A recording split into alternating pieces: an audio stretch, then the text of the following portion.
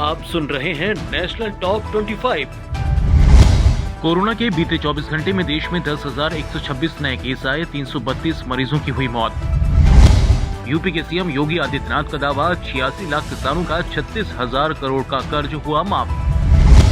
केरल में निजी बस हड़ताल, आज से किराया बढ़ाने की मांग।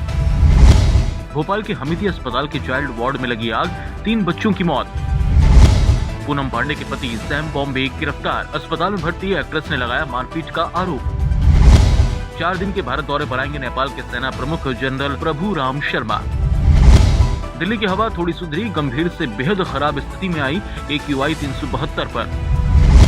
तमिलनाडु में नहीं थम रहा बारिश का कहर, 12 जिलों के स्कूल कॉलेजों में छुट्टी घोषित।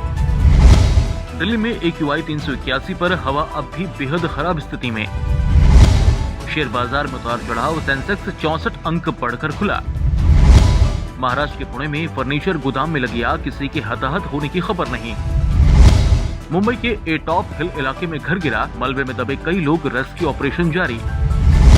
मणिपुर के शिरुई में महसूस किए गए भूकंप के झटके, रिक्टर स्केल पर 3.8 रही तीव्रता।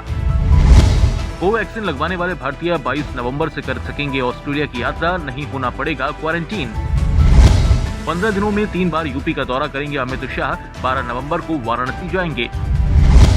महाराष्ट्र से आने वालों के लिए कर्नाटक ने जारी की कोविड गाइडलाइन, एसिम्टोमेटिक ही आ सकेंगे।